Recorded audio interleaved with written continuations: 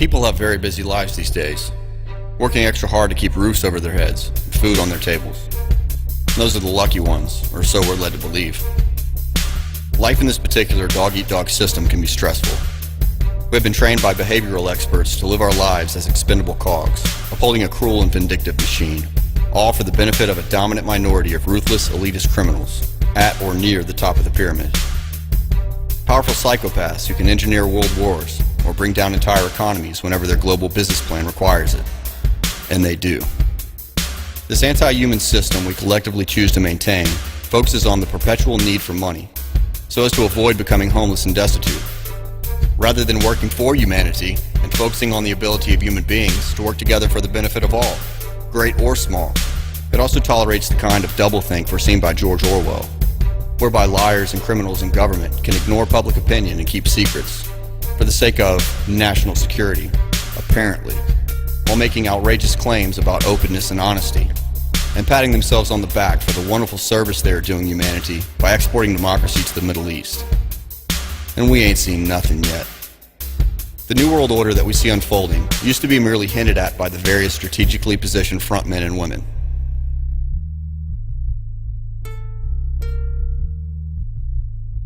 Nowadays it is discussed semi-openly by today's front people, and can no longer be ignored by the human beings who happen to be alive today.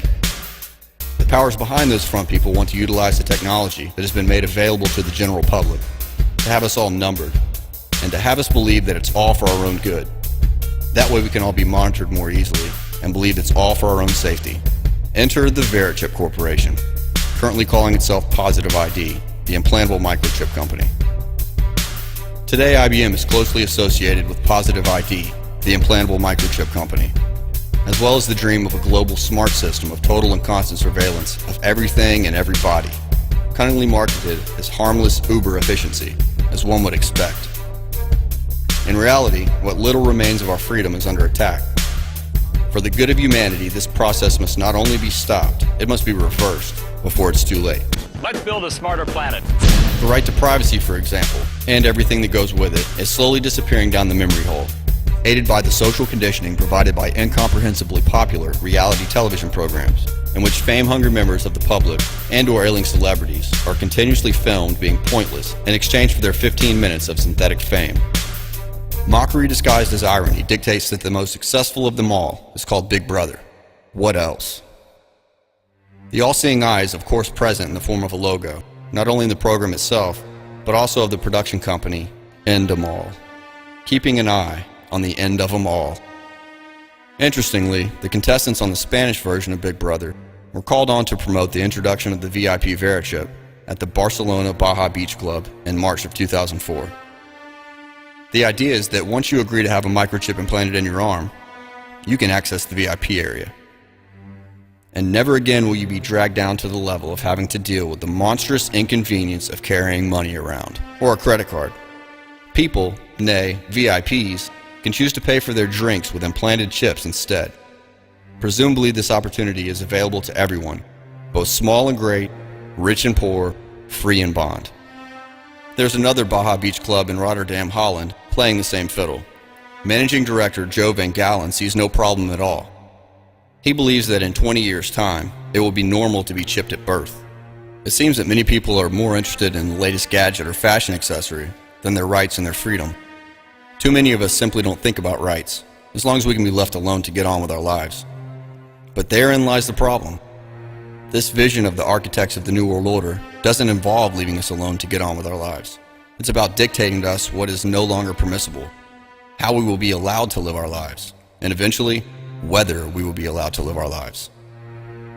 You must all know half a dozen people at least who are no use in this world, who are more trouble than they are worth. Just put him there and say, "Sir or Madam, now will you be kind enough to justify your existence?" If you can't justify your existence, if you're not pulling your weight in the social boat, if you're not producing as much as you consume, or perhaps a little more, then clearly we cannot use the big organization of our society for the purpose of keeping you alive, because your life does not benefit us and it can't be of very much use to yourself. The right to walk around without a microchip implant seems pretty safe right now.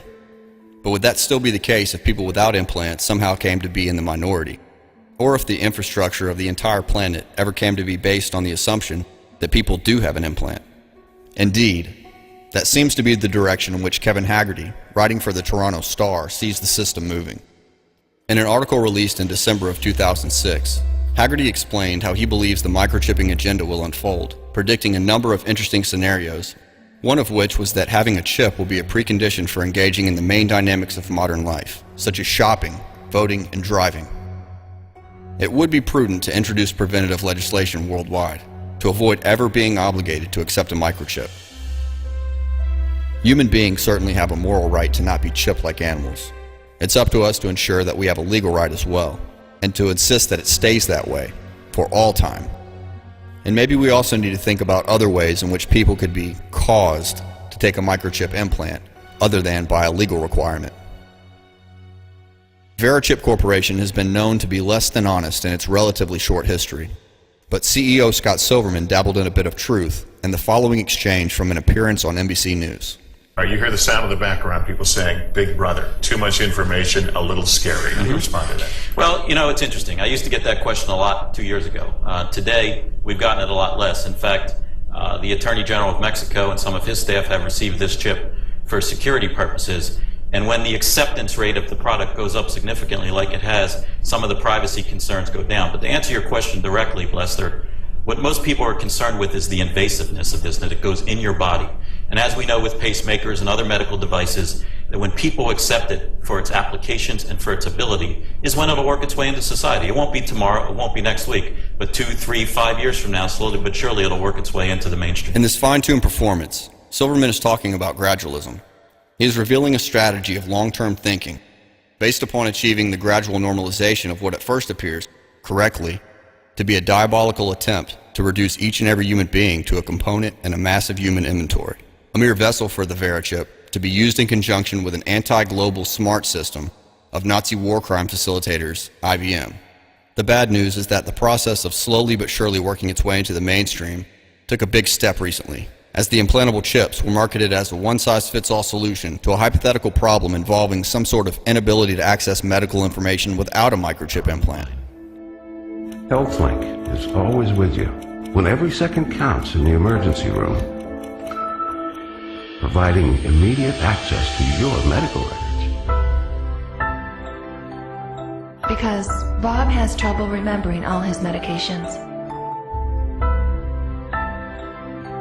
Because I'm in love with my kids' kids.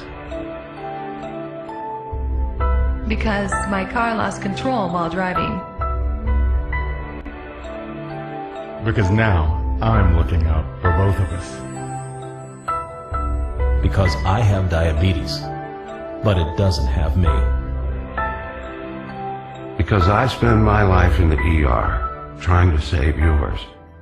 Meanwhile, on the other side of the pond lives Professor Kevin Warwick of Reading University in England. Warwick often appears on TV or in the newspapers, promoting himself and his beloved microchip implants. He even turns up in the extra features of a Doctor Who DVD, promoting the idea of a world inhabited by cyborgs, an interesting avenue of self-promotion, given the evil nature of the Doctor Who villains, known as the Cybermen. Longing to be perceived as a courageous pioneer of biblical importance, Warwick seems dangerously keen on using his own work with microchip implants as a stepping stone to a national, nay, international chipping program.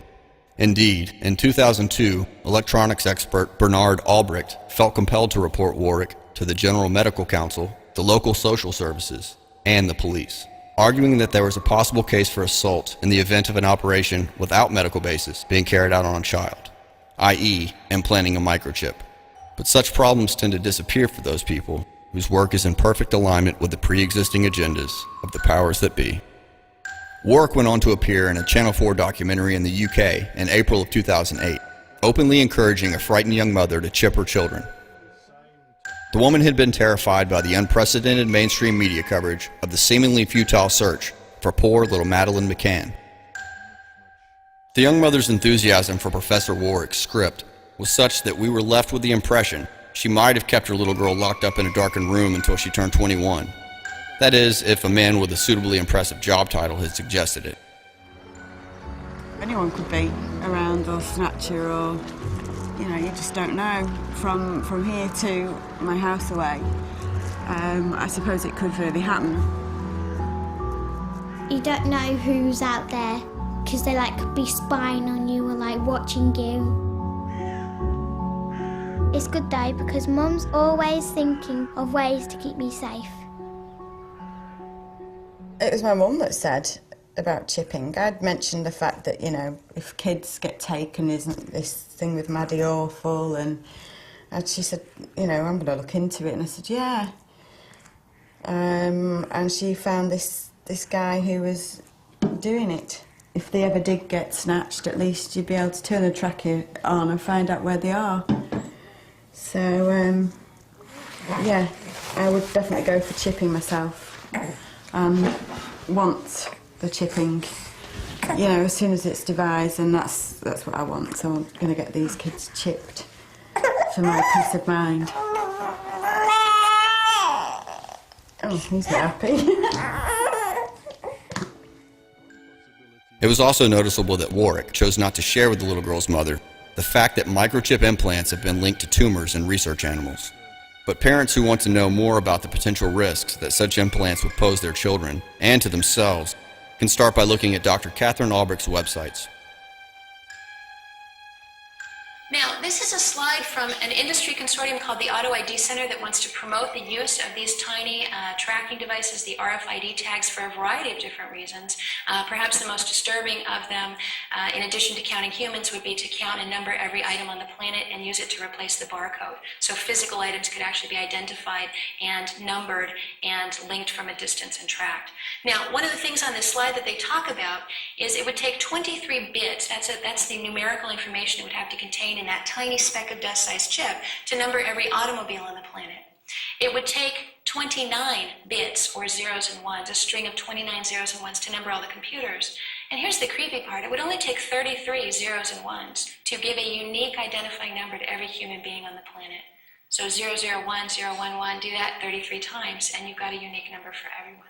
Now, the disturbing part here is that this industry consortium, which consists of some of the biggest global companies in the world, including Procter & Gamble, including Johnson & Johnson, Kimberly-Clark, International Paper, big companies, Coca-Cola, these guys should be thinking about products, and yet on here they're naming human beings.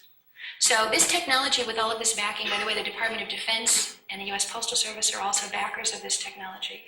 The fact that they're putting human beings on their slides and their internal documents as a way to utilize this technology is a little bit worrisome. And definitely by putting one of these numbers into one of these verichips and implanting it into a human being, you could verify them. You could have a number associated with them. You could link that number up to a database, and you could require them to present that in order to buy or sell for the reasons that we talked about.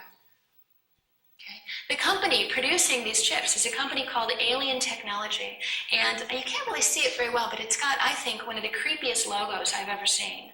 It's black, it's got red on a black background. It has what looks like almost 3 claw marks sort of screeching across the screen. And in fact, most of the imagery associated with this technology is quite dark. At a conference I attended about 2 months ago, there was a gentleman from Philip Morris talking about this technology. He was talking to a bunch of global executives from global companies who deal with moving products around. And he was telling them, you know, when this comes out, when we have radio devices and everything, when we're tracking everything all over the planet, you're going to need to really change the way you run your warehouse in your back room.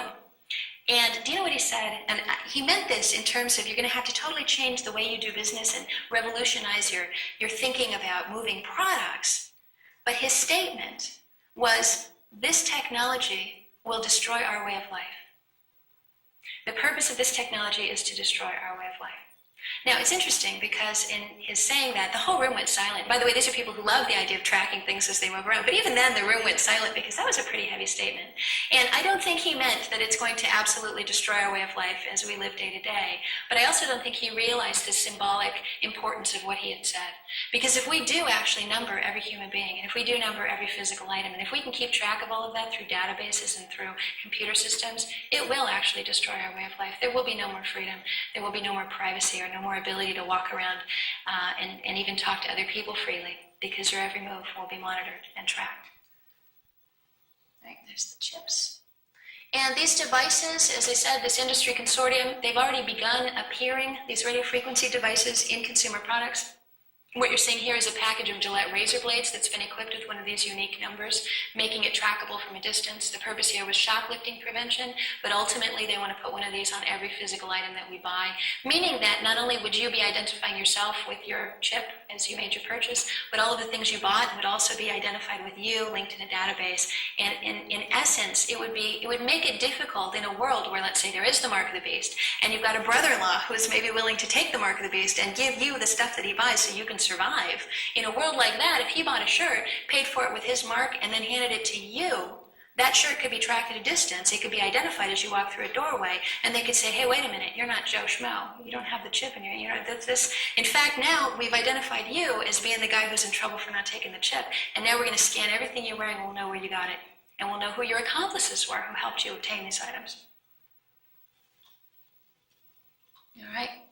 Now, one of the things that's going to have to happen globally, in addition to identifying everyone, linking everyone with the satellites and the database and the number of payment systems, getting everybody using credit cards away from cash and getting everyone to identify themselves, is have it be universal and standardized. And there is a massive push right now in industry and in retail to do that. It's called oneness. And in fact, this is from the Retail Systems 2003 in Chicago, creating oneness among systems, supply chain, and business. And the idea is that everything will be standardized. As we have already seen in previous films and shorts, there's a disturbing move towards chipping the population, fronted largely by a couple of prominent mouthpieces so far. In addition to this, there's a fascinating interview with the late filmmaker Aaron Russo, in which he discusses the friendship that he once had with Nick Rockefeller of the banking dynasty. The whole agenda is to create a one-world government where everybody has an RFID chip implanted in them. All money is to be in those chips, right? There'll be no more cash. And this is getting me straight from Rockefeller himself. This is what they want to accomplish. And all money will be in your chips. And so instead of having cash, anytime you have money in your chip, they can take out whatever they want to take out whenever they want to. If they say you owe us this much money in taxes, they just deduct it out of your chip digitally. Total control. Total control. And if you're like me or you, and you're protesting what they're doing, they can just turn off your chip. And you have nothing. You can't buy food. You can't do anything. It's total control of the people. And that chip's connected to a database that has your purchasing records, what you do, what everything. You sell. Everything is in there, you know? And so they want a one-world government controlled by them, everybody being chipped, all your money in those chips, and they control the chips, and they control the people. And you become a slave. You become a serf to these people. That's their goal. That's their intentions. So that's where they want to take us. The question is, how do they intend to take us there? The answer is simple. Propaganda. There are various different kinds of propaganda coming at us from all angles, in movies and TV shows, and the adverts between the TV shows, and books, and magazines, and music, and fashion, basically in every corner of what Oscar-winning actress Susan Sarandon once referred to as the culture creation industry. Propaganda is not necessarily about lying to people, although clearly that does happen, but it is about manipulating people, both individually and on a societal level, so as to influence their beliefs and ultimately their behavior towards the desired outcome. Today, this science is beyond the levels of past masters like Pavlov and Skinner, and we are indeed manipulated with scientific precision.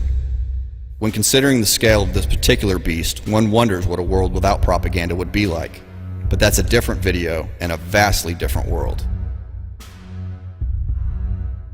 One of the most influential figures in the recent history of propaganda is Edward Bernays. One day, Mr. George Hill, president of the American Tobacco Company, or the largest, maybe the largest tobacco company extant at that time, called me in and said, we're losing half of our market. And I said, why, Mr. Hill?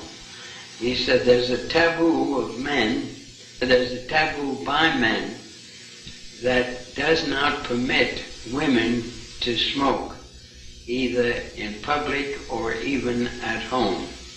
what can we do about breaking down that taboo? I said, have I your permission to see a psychoanalyst? He said, what does it cost? I said, let me ask. So I called up Dr. Brill, who was one of the great disciples of my uncle Sigmund Freud, said, what does it cost, Dr. Brill, for me to have a little conference with you on a question that is of importance to the people whom I'm working with? And he said $125, which at today's purchasing power would be about 20 times that. So I went to Dr. Brill and I asked him what cigarettes meant to women. And let me say in parenthesis that cigarettes at that time were not regarded as dangerous to your health because that had not been found out yet. In fact, they were regarded as symbols of manhood. Little boys smoked them to prove that they were older than they were. And they were regarded as symbols of importance in the society, giving pleasure and so on. So I went to Dr. Brill and asked him what cigarettes meant to women, and he answered very quickly, cigarettes are torches of freedom to women. They want to smoke to dramatize man's taboo against women by not permitting them to smoke, and that's why they want to smoke. And then he added as an afterthought, and they titillate the erogenous zones of the lips. Here I had my $125 worth of knowledge. What could I do with that information? I decided that there were 2 days of freedom in the United States. One was July 4th, political freedom, but that was no good because people were in the country using firecrackers to celebrate the day. They were permitted at that time. This was some 50 years ago.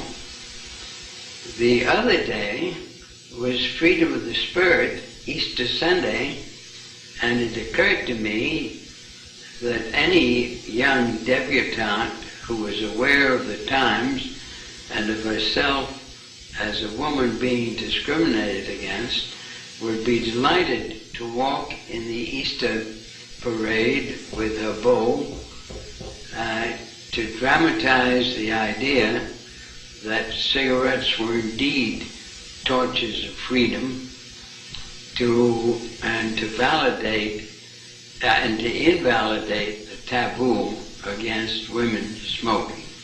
So I called up a debutante friend of mine, asked her to get another friend and 2 young men whom they liked, and I also instructed them on how to give information about what they did to the newsreels, weekly newsreels, to the newspapers, to the 3 important press associations, the AP, the United Press, and International News Service, and to walk from 34th Street to 57th and back and forth, lighting torches of freedom to protest man's inhumanity to women by a taboo against smoking. Next morning, there wasn't a newspaper in the United States, even the New York Times had a front page story, debutantes light torches of freedom to protest man's inhumanity to women by a taboo against smoking, lighting cigarettes in their walk. The interesting thing to me was that within 3 days, the newspapers, without any intercession on my part, published accounts that women were smoking in Union Square in San Francisco in Union Square in Denver and on the Boston Commons. And to my surprise, within 6 weeks, on their own, without any intercession on my part, the League of Theaters, which had a ban on women smoking in the smoking rooms under the orchestras of every good theater in New York, lifted the ban and women were allowed to smoke. That obviously set a trend, and the Surgeon General's statement that cigarettes were dangerous to your health did not come out until about 30 years later. In his book entitled simply Propaganda, Bernays wrote, "The conscious and intelligent manipulation of the organized habits and opinions of the masses is an important element in democratic society. Those who manipulate this unseen mechanism of society constitute an invisible government, which is the true ruling power of our country. We are governed, our minds are molded, our tastes formed, our ideas suggested, largely by men that we have never heard of. We are dominated by the relatively small number of persons who understand the mental processes and social patterns of the masses. It is they who pull the wires which control the public mind, who harness old social forces and contrive new ways to bind and guide the world." Keep in mind that we're not talking about marketing cigarettes here or increasing the sales of a particular brand of washing powder. This is about persuading the public to accept the idea of sticking a microchip into their bodies, indefinitely. And ideally, from the perspective of propagandists and their masters, the public will be made to want to be chipped. This is a huge task, even for the Bernays and company of this generation. It would require long-term strategies. Minds would have to be prepared for that well in advance. When it comes to such preparation of the mind, one important technique is to influence how people perceive the future, and thus what they expect from the future, and how they will think and behave in that future. It's called predictive programming. Basically, a fictional story set in the future, or perhaps in a galaxy far, far away, incorporates ideas and/or technologies that are actually planned to take place in reality by the people who plan these things, so that in real life, when these events are close to transpiring, it all seems familiar to the programmed audience. There is a feeling of inevitability that would not have existed had it not been for the predictive programming, and the victims feel less inclined to object because it's designed to appear as though it's all unfolding naturally, uncoordinated and unscripted. This manipulation of the mind is carried out by the best perception builders that money can buy. As Alan Watt of CuttingThroughTheMatrix.com explains, we are effectively being farmed. So it's a beautiful world, this road to progress, this destiny of progress. It's never been defined to the public exactly where you're going, and that's not by chance. Although it is told to you legally through movies and novels, and even songs, because that's called predictive programming, because legally they must tell you what they're doing. And they do all the time in the movies and novels and music. Plato described the whole technique. Today we call it a form of indoctrination, predictive programming, which means that through fiction, or through when you think you're enjoying yourself, through being entertained undercover. Entertain comes from tin, the cover. When you're under the cover, your sensor part of your mind is not working. And when it's not working, you're unaware that you're being downloaded like a computer. And so all the little emotional techniques that you use, and you're identifying with the hero or the female with the heroine, and there's people in between these days, and all that kind of stuff. Once you start identifying with the characters, they've got you, because they can take you anywhere, no matter what that character does, because as long as you identify this much with them, they can take you that much into where they want you to go emotionally. And so when the real things start to happen in your own life, you say, well, this is kind of familiar to me. And you don't object to it. Because you're thinking, well, I guess it's the only way we could go in society in this particular area. I guess it's a natural evolution. But no, your mind was prepared, because these guys are the shepherds, you know. They have another bunch of slaves and scientists that work for them who do this mind control business, and And they farm us to an extent. First of all, they know what they want to grow in this field, what kind of crop they want to grow, and how high, and how many. And they first prepare the land, you know, they cut the brush, they plough it, they harrow it, they do all the necessary groundwork, and then they sow the seed and watch it grow, you see, and cultivate it. Well, that's what they do with your mind in preparation for every event that will happen in your life, every major event in your life. You've seen it all through movies, especially in this day and age, and in the last century it was primarily, well, in the 20th century, it was primarily novels and stage plays and music halls, etc. But today it's in everybody's TV, the one-eyed set, the Lie of Lucifer, Ra, you know, the Tell Levi Zion. And they program it right into you through entertainment, and then you see it happening in real life, and you think, well, I guess that's okay, it's sort of natural, isn't it? And you don't think any more beyond that. Where did that idea come from in the first place? It's marketed to you through entertainment. And that's the prime reason for entertainment, is not for you to sit and have music while you chew the grass like good little sheep. It's to program you. This technique of predictive programming is being used to condition us to accept the idea that microchip implants are inevitable, even desirable, and it has been going on for decades. The chances are that some of you will have been blissfully unaware of this technique until now, as I was until I happened to stumble upon somebody who knew about it and wanted to pass it on. Hopefully this pass it on process will also involve some of the family and friends or associates of the people who are watching this film, and so on. Well, you know how these things start.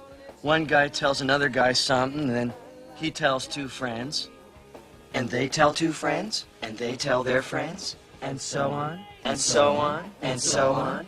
You know how these things go. There are many examples of predictive programming for the microchip implant agenda. Some are more subtle than others. If you watch movies at all, it is likely that you have been exposed to some predictive programming yourself. Here are a few examples. The opening scene of Logan's Run shows a newborn baby with a crystal implant in the palm of his hand. What was it that the managing director of the Baja Beach Club in Rotterdam said? I think that within 20 years when you get born you will get a chip. Later in the movie, the implant begins to flash when somebody reaches the age of 30. This is their time for renewal. Clear, Francis. Incidentally, a remake of this movie is currently scheduled for release in 2012. In Fortress, each prisoner has an intestinator implanted, a device designed to inflict severe pain or death for any violation of the prison rules. Prepare intestinator tagging. You are about to be outfitted with intestinators.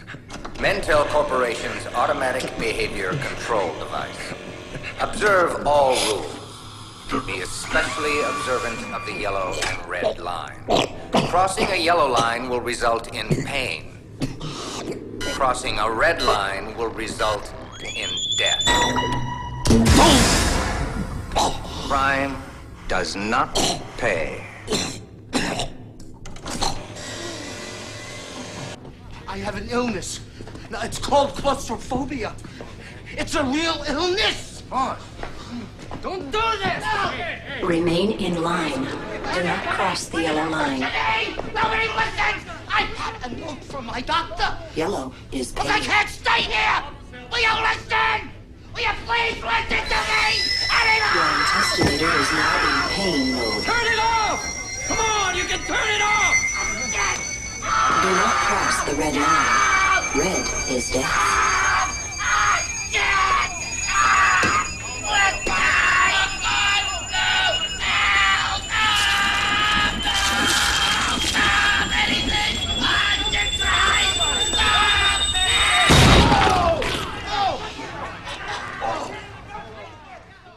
An article from May 2009 carrying the headline, "Saudi Killer Chip Implant Would Track Eliminate Undesirables," suggests that the intestinator has arrived. And Demolition Man, San Angeles, 2032, is a highly ordered society in which everything that has been categorized as bad for you, salt, smoking cigarettes, etc., has become illegal. You got the salt over there, Bob? Salt is not good for you, hence it is illegal. Sir, John Spot. Every citizen has a microchip implant, including a freshly thawed John Spartan, played by Sylvester Stallone, who has been frozen and reprogrammed in a cryogenic prison. Waiting for commands. Voice check, Lenina Huxley. Unfortunately, Simon Phoenix was not coded. While you were sleeping, everyone in the city was installed code. It was a brilliant idea by Dr. Cocteau that an organically bioengineered microchip be sewn into the skin. Sensors all over the city can zero in on anyone at any time. I can't even conceive a visual of what you police officers did before it was developed. We work for a living. This fascist crap makes me want to puke. What do you think you're scratching, caveman? You really think we'd let you go without control? Your code was implanted the second you thawed. Why didn't you just shove a leash up my ass? Mediator. No matter how Viking you are. There are various references to Huxley's Brave New World in this movie, which was published 100 years before the year in which the movie is set. That's a brave new world. Father, you gotta go.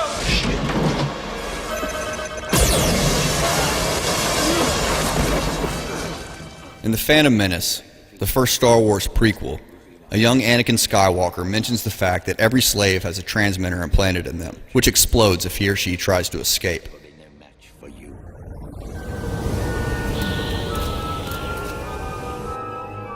All slaves have a transmitter placed inside their body somewhere.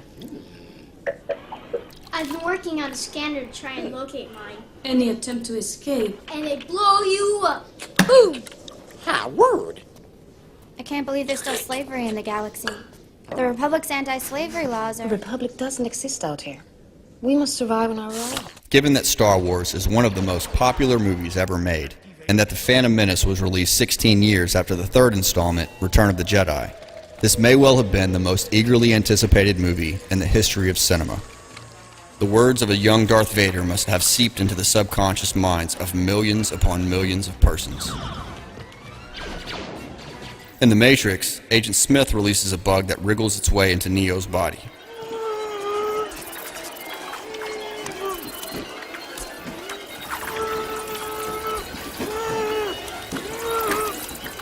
Trinity removes the bug just before the infamous red pill, blue pill scene, which references both Alice in Wonderland and The Wizard of Oz. Relax.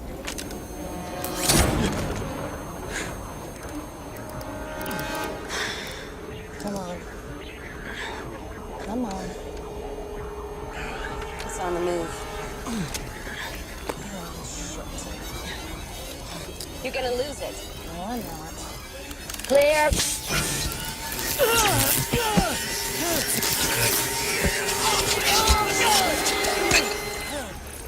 That thing's real!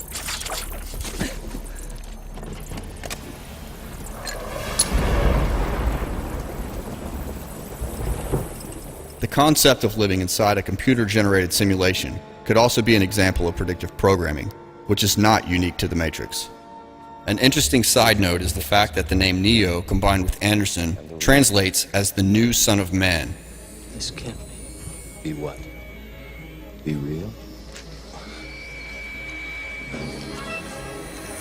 Let's go.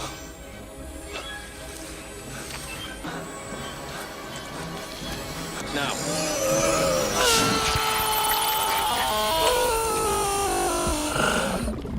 The first line of Kevin Haggerty's Toronto Star article from December 2006 reads, "By the time my 4-year-old son is swathed in the soft flesh of old age, he will likely find it unremarkable that he and almost everyone he knows will be permanently implanted with a microchip." So the technique of predictive programming is certainly not confined to the TV movie industry. In the BBC drama The Last Enemy, Smaller than a grain of rice. the British Home Secretary reveals her own microchip implant and announces that It's an ID that can't be lost or forged or stolen. Its content and function can be adapted to suit my needs. It can be my credit card, it can be my door key, my car keys. I'll never lose them again. Eventually, it'll become universal. Starting at school age, a tag for life. It'll be easy to update. You won't have to keep renewing it. Another notable soundbite is the assertion that the microchip implant And will give back to the honest, ordinary citizen freedom of movement. i.e., this particular freedom had previously been taken away. In Total Recall, the Governator's mind-manipulated character is told that his skull is bugged with a tracking device. If you want to live, don't hang up. What do you want? They've got you bugged. They'll be busting down your door in about 3 minutes unless you do exactly what I say. Don't bother searching. The bug's in your skull. Who are you? Never mind. Wet a towel and wrap it around your head. That'll muffle the signal. How'd you find me? I'd advise you to hurry. This will buy you some time. They won't be able to pinpoint you.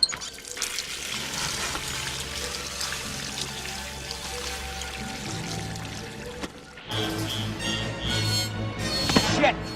What? I lost him. We'll find you. Yeah, right. Come on, hurry up. You look beautiful. He is also given an implement to shove up his nose and remove the tracking device. I got a weak signal over there. Split up. Find him. First, let's get rid of that bug in your head. Take this thing out of the case and stick it up your nose. Don't worry, it's self-guiding.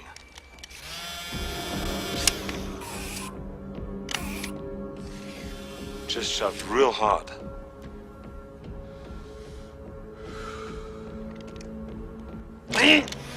When you hear the crunch, you're there. Just pull it out. Be careful. It's my head too.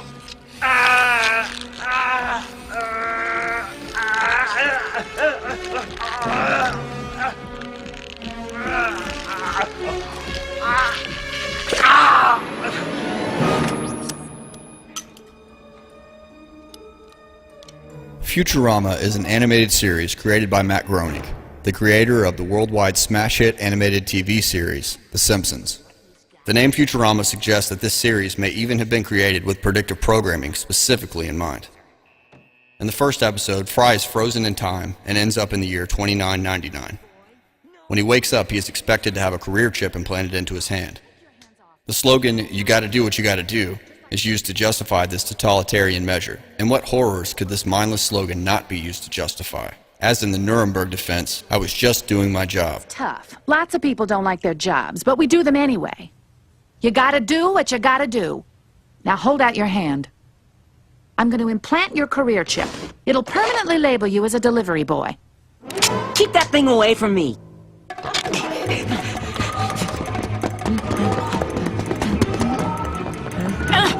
Hold still, damn it! I don't have good depth perception.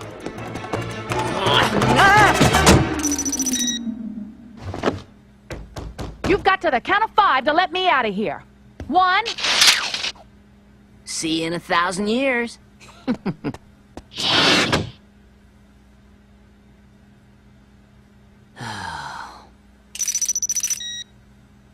You owe me one.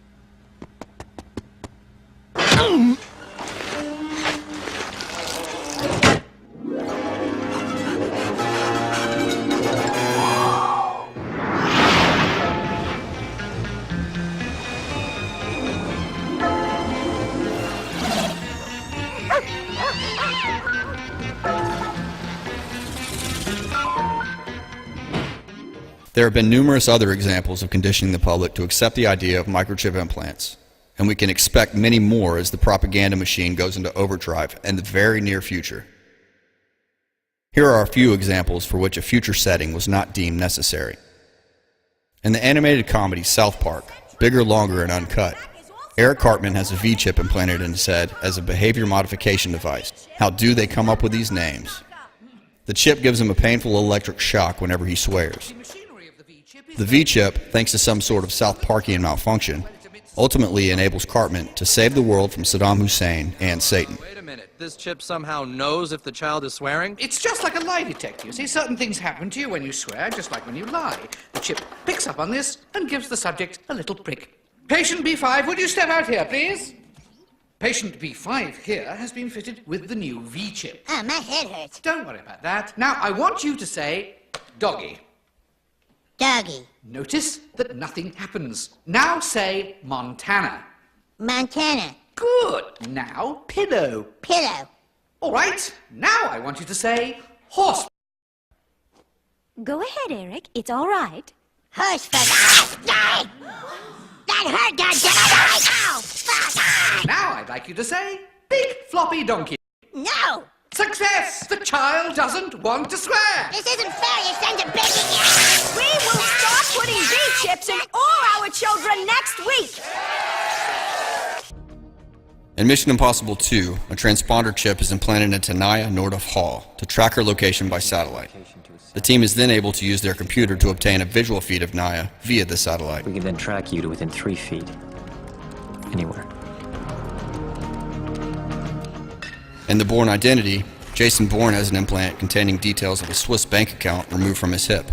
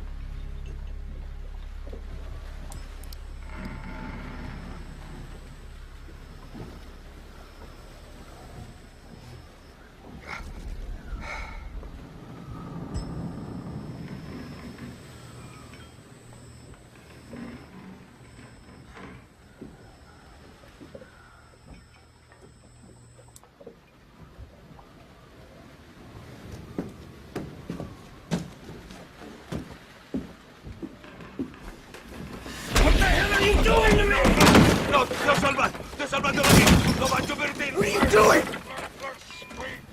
God damn it, where am I? A boat! A fishing boat. You were in the water. We pulled you out. What water? You were shot. See there, the bullets. Oh. Look, there is a number for a bank. Why was it in your hip? Why was it in your hip? Yeah, in your hip, under the skin. Oh, God. Huh? You need to rest. Wait, please slow down. I'm a friend. I'm your friend. Huh? Your name is Giancarlo.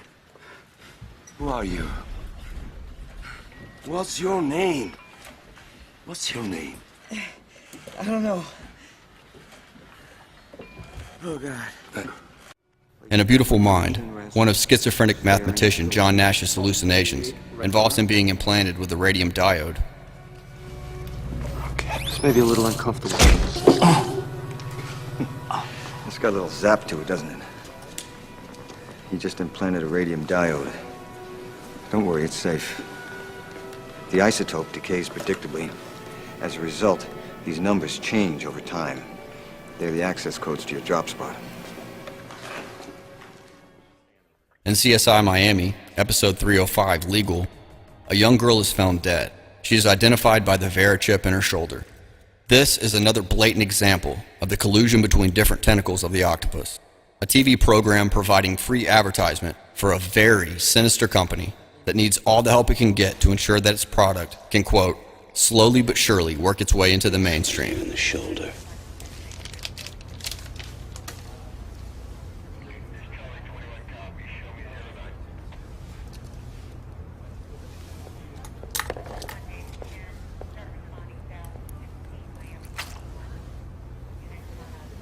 Implant of some sort. It's like a microchip. No, I know they put them in cars, even dogs. But this is a first for me. I don't think that's a tracking device, though, is it? Why else would you have a microchip implanted under your skin? They have their credit card numbers built into the chip. Chase Shaw, I own this club. You're kidding us, right? These girls were next to nothing. They have nowhere to put their credit cards, so they get them implanted. We zap them on the way in, collect the cover charge. Oh my goodness, that tickles.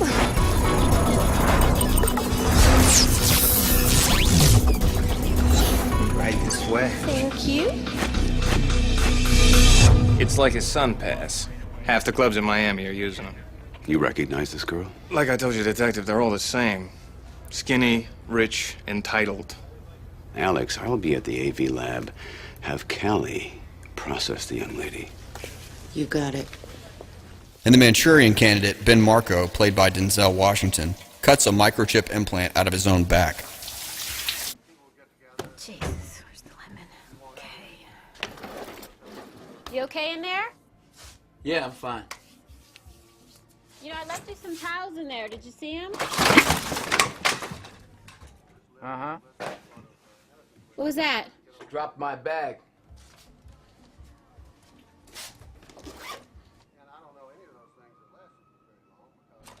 Ben? Are you okay in there? Earth to Ben. Yeah. You sure everything's all right? Yes. Ben?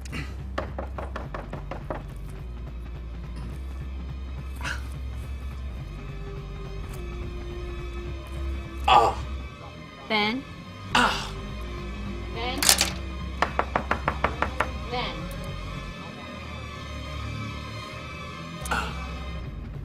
Ben?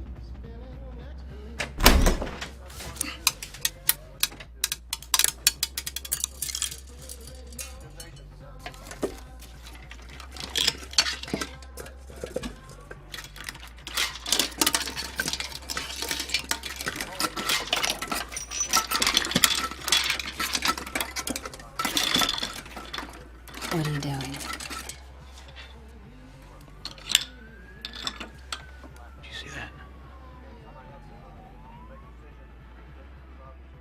What I had in my hand.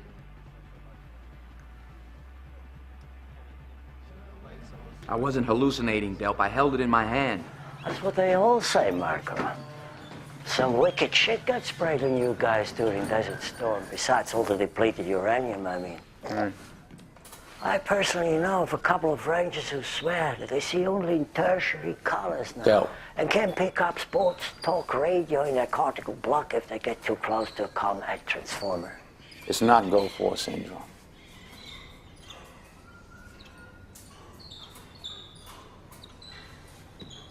The Army did try this tiny implantable ID thing. You could embed it under the skin and scan it like a barcode for medical emergency information. Blood type, DNA. Well, the Army never put one in me. That you know of, man. That you know of. And he bites another one out of the back of a fellow mind control victim, Raymond Shaw. Raymond Prentice Shaw. There are also brain implants in this movie, but that's a different video. Somebody put an implant inside me. I found it this morning. I got the hole in my back if you want to take a look at it. And I got a good feeling they put one in you, too.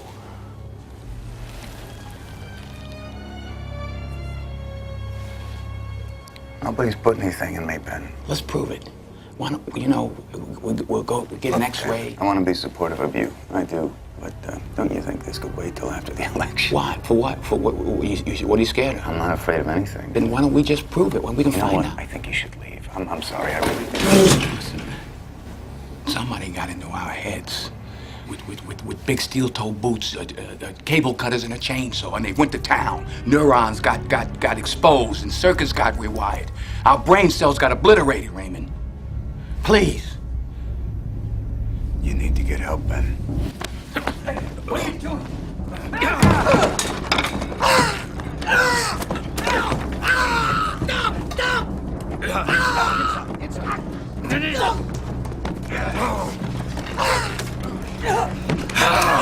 Congressman! Come on, get him! Keep him.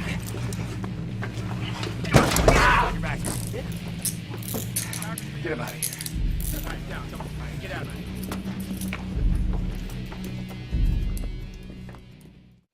In Casino Royale, the great James Bond is chipped.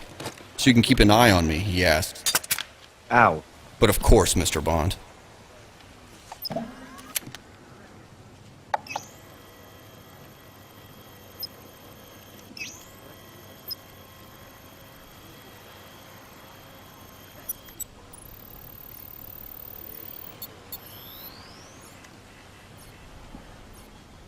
So you can keep an eye on me? Yes. Having built up an enormous worldwide following over the last 48 years and 22 movies, James Bond was an obvious trump card to play for the invisible government. mentioned earlier by the father of modern-day propaganda, Edward Bernays. The only surprise is that it took them so long. Thousands of people of all shapes and sizes, young and old, are crazy about James Bond, so to speak. And if being chipped is good enough for Mr. Shaken Not Stirred, then unfortunately it's probably good enough for some of his fans too. Even the Oscar-winning sensation Slumdog Millionaire casually slipped in a reference to the microchip implants, subtly associating them with an increase in intelligence, or at least an increased ability to answer questions in a general knowledge quiz by cheating. So, we wired up mobile or a pager, a cuffing accomplice in the audience, or microchip under the skin? Huh?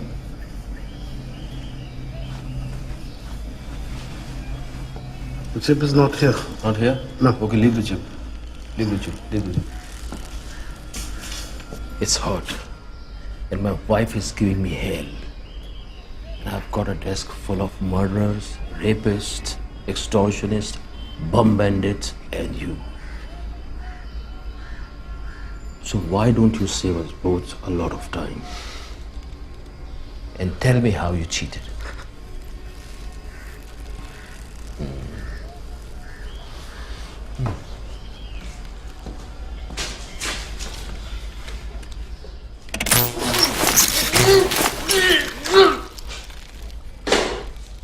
I'm done, sir.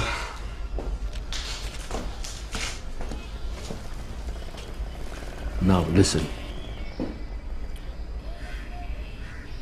Hello?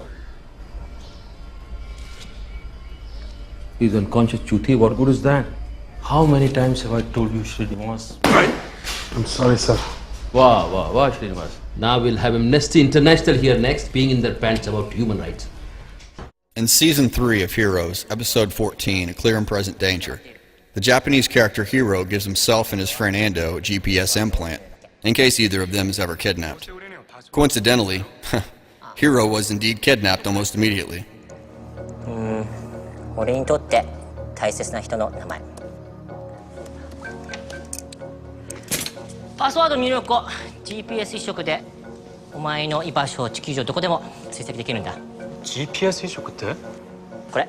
ああ！なんてことするんだよ。心配ないよ。俺も自分自身でやったから。1時間ぐらいしたら痛みが消える。お前気が狂ってるよ。いい加減にしろ。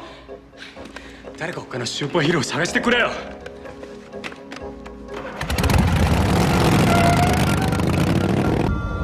見つけたぜ。安藤、こちらヒロ応答せよ。そこにいるのは分かってんだ。なんとか言ってくれ。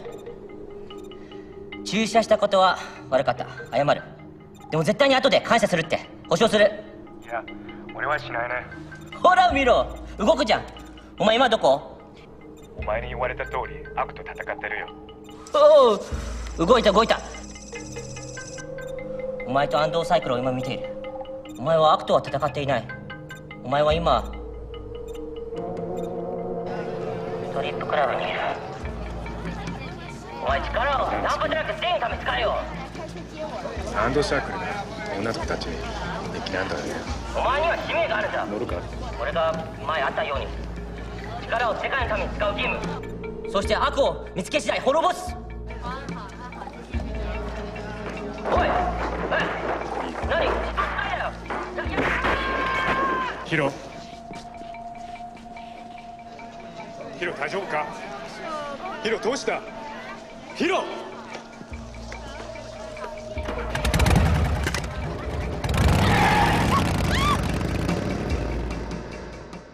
In Season 2 of Fringe, Episode 9, Snakehead, Walter Bishop implants a tracking device in his own neck to ensure that he doesn't get lost again, despite being a middle-aged genius, albeit an eccentric one. What time is it, Walter? I want so badly to be independent again. To live like a man, not a child. Not to have my son watching after me all the time. Not that I don't appreciate all that you do for me. That's not the way it's supposed to be. Walter, let me finish. I've been out of the institution for a year now. And I've just begun my journey back towards being whole. But I fear there are still times when I will get lost. So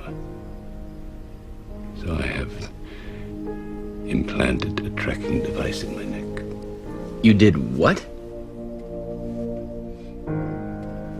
Oh, Walter. And here is the transponder. So you can find me.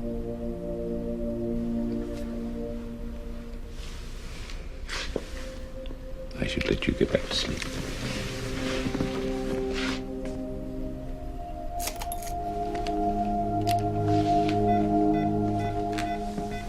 Good night, Walter. Good night, my son.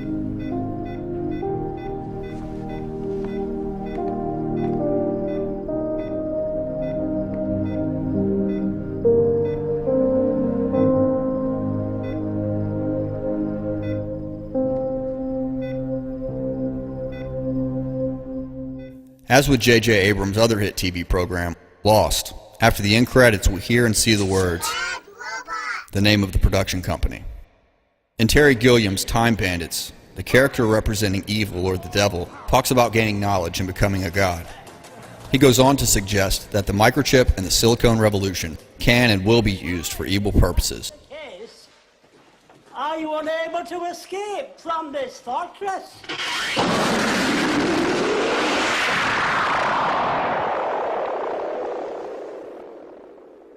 It's a good question. Why have I let the Supreme Being keep me here in the fortress of ultimate darkness? Because you... Oh, shut up. I'm speaking rhetorically. Oh, of course. I let him keep me here in order to lull him into a false sense of security. Oh, clever. Clever. When I have the map, I will be free, and the world will be different, because I have understanding. Understanding of what, Master? Of digital watches. And soon I shall have understanding of video cassette recorders and car telephones.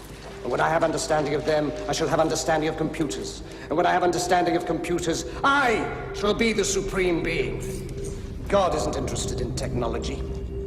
He knows nothing of the potential of the microchip or the silicon revolution. Look how he spends his time. 43 species of parrots. Nipples for men. Slugs. Slugs! He created slugs. They can't hear, they can't speak, they can't operate machinery. I mean, are we not in the hands of a lunatic? Sir, look! If I were creating a world, I wouldn't mess about with butterflies and daffodils. I would have started with lasers. 8 o'clock, day one.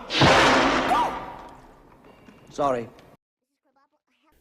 In Season 5, Episode 20 of The Simpsons, The Boy Who Knew Too Much, Principal Skinner is frustrated at the inconclusive findings after investigating Bart's suspicious excuse note.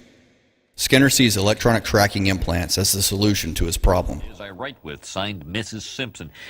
You were right to be suspicious, Edna. To the crime lab. Inconclusive.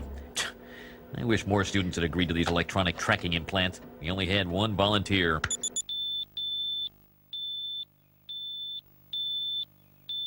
In Universal Soldier Regeneration, Commander Topov wants to guarantee the safety of himself and his men. This is done by implanting microchips in them all. This sequel, written by former Mossad agent Viktor Ostrovsky, features both Jean-Claude Van Damme and Dolph Lundgren, the actors from the original 1992 blockbuster. I have to guarantee the safety of my men, as well as my own. It'll be taken care of. So you want to wait? Then I guess the wire transfers can wait as well. What's the hurry, right? Miles. Yes, Doctor. The General's son is growing anxious. He'd like to be microchipped this instant. It can't possibly wait. I'm nobody's son anymore, Doctor. It is Commander Topov. Oh, right.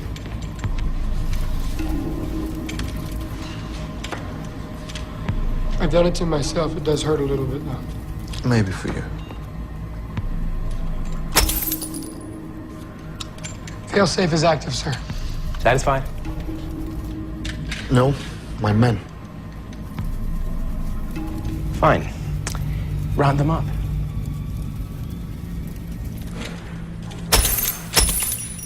There is another example that deserves a special mention because of its context and the implicit suggestion within the overall message.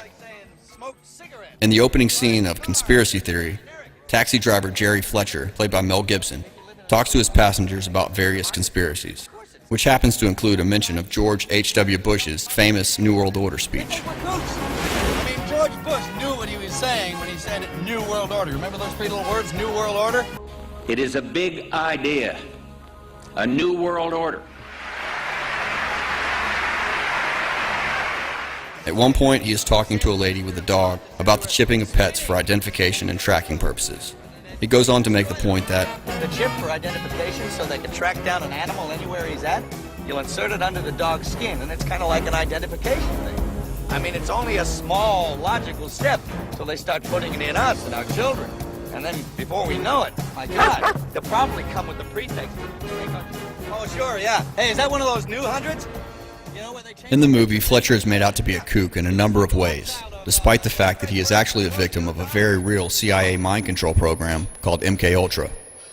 Perhaps the most obvious tactic used to make the lead character appear kooky is the title of the movie itself, a derogatory label repeatedly used by the media to describe and hence to ridicule any hypothesis which contradicts the authorized version of events, whether or not the authorized version has been proven to be false, and whether or not the alternative hypothesis is based on verifiable facts. This kind of manipulative propaganda technique betrays the actual purpose of the mainstream media. The term conspiracy theorist is also used by the professional shills, often as a synonym for someone who is either hopelessly naive or mentally ill or both, as though at some point in the recent past, organized large-scale conspiracies suddenly and inexplicably became impossible. Of course, the term conspiracy theory is never used to describe one of the government's own conspiracy theories, reported to us by the dominant propaganda arm of Bernays' invisible government, mainstream TV news, because that would negate the general public perception that has been put into place over the last few decades, largely since November 22nd, 1963, that a conspiracy theory is wrong because it was not reported by the mainstream media, as opposed to a rejection based on any kind of analysis of the information presented. If this general perception was not sufficiently in place, then President George W. Bush may not have been able to get away with the following noticeably ambiguous statement addressed to the United Nations and anyone willing to listen on November 10th, 2001. We must speak the truth about terrorism. Let us never tolerate outrageous conspiracy theories concerning the attacks of September the 11th. Malicious lies that attempt to shift the blame away from the terrorists themselves, away from the guilty. The list of examples of mind farming given here is not exhaustive. It does not include the various TV news items, for example, which are essentially advertisements disguised as pseudo-debates on behalf of the viewer or consumer. But there are enough to make the point. We are being propagandized to participate in a diabolical agenda. To say that this agenda does not have our best interest at heart could be the understatement of the millennium, even at this early stage. We can expect more of the same from an increasing number of sources, as the aforementioned invisible government attempts to persuade us, first, that being chipped is desirable, and then, normal. This would also increasingly imply that not to be chipped is to be abnormal, which can be unbearable for some. We have already seen a globally recognized hero being chipped, namely Bond, James Bond. It's only a matter of time until the non-fictional world of celebrity, if such a thing exists, gets involved. One endorsement from a David Beckham or a Beyoncé, and or any of the other mega prostitutes out there, and being chipped will suddenly become cool, or perhaps double plus good. The power of celebrity nowadays is such that a lot of young people imitate the stars they have chosen to follow. Some fans of celebrities will dress like them, cut their hair like them, talk like them, and behave like them. It isn't difficult to predict that fans of certain celebrities could be nudged towards being chipped like them too. After all, there's no point in creating the collective insanity that is the cult of celebrity worship if you're not going to use the more reliable stars to spellbind their adoring public when called upon. The more people agree to be chipped, the more likely it is that the economic and technological infrastructure of the world will eventually operate on the assumption that citizens are chipped. At the time of writing, people can go to certain clubs and pay for things with an implanted chip, which is the first step. The obvious next step is simply a gradual increase in the number of places that accept this method of payment. And then we are potentially moving towards the troubling situation of only having the option of using an implanted chip to pay for goods and services. The introduction of a cashless society would clearly be another unwelcome milestone to look out for, and some recent articles from different countries suggest that it could be well on its way. We've all managed to land in a critical period in history, and our actions will affect the outcome. It can be easy to forget that all of us do actually have power, and we are constantly reminded that we have no say in the machinations of the New World Order. But we do. This is not my agenda, and it's not your agenda. In fact, almost everybody who could be affected by it will never meet the people who are responsible for it, or even know their names. But to pull this agenda off, they need us to go along with it. The successful implementation of the human microchipping agenda, like every other aspect of our increasingly apparent enslavement, necessitates the acquiescence of the majority. The powers that be need the people to comply. And legally speaking, silence connotes consent. We must not be silent. We have been handed the bread and circuses that surround us for the specific purpose of distracting us, and it's worked. We willingly give away our power, wasting our own energy being hypnotized by the TV, playing video games, watching sports, reading the latest bestseller, voluntarily giving our time away to be numbed and dumbed down. Imagine the effect of diverting just a fraction of a percent of the totality of the wasted energy worldwide into the fight for the freedom of all. Even the most diehard sports fan would be somewhat reluctant to put forward the argument that sports are more important than freedom. Every one of us has an individual voice to claim back and utilize. And when the people come together, united in a common cause, the collective voice can become an almighty roar that just keeps growing louder and louder. When that unified voice is loud enough, it cannot and will not be ignored, and we the people can become an unstoppable force. We have the power to make that happen. We have the power to help other people realize what's at stake here. We the people have the power to tap into the millions of man-hours that are wasted away every day of the year and to put it to use fighting for our freedom before it's too late. We have the power to demand freedom. We must use that power before it's too late.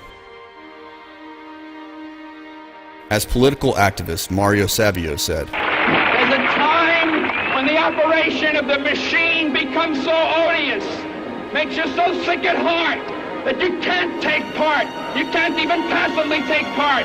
And you've got to put your bodies upon the gears and upon the wheels, upon the levers, upon all the apparatus, and you've got to make it stop. And you've got to indicate to the people who run it, to the people who own it, that unless you're free, the machine will be prevented from working at all."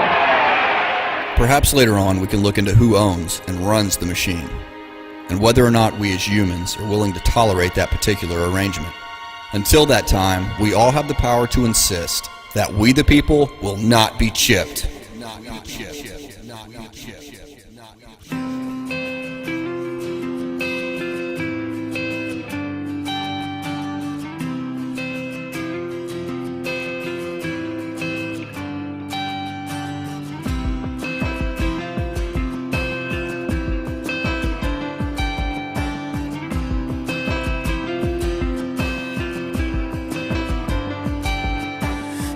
The hard times have changed, don't you say? But I keep holding on to you. It's hard to keep the faith alive day to day, leaning on the strength I found in you. You're the hope of all the earth. You are my hope.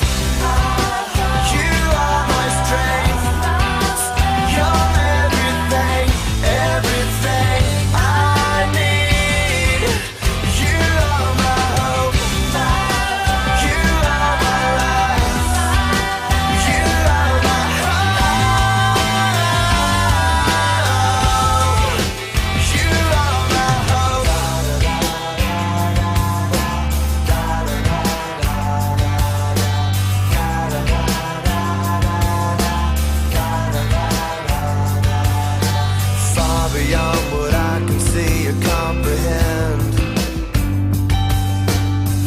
etching your eternity.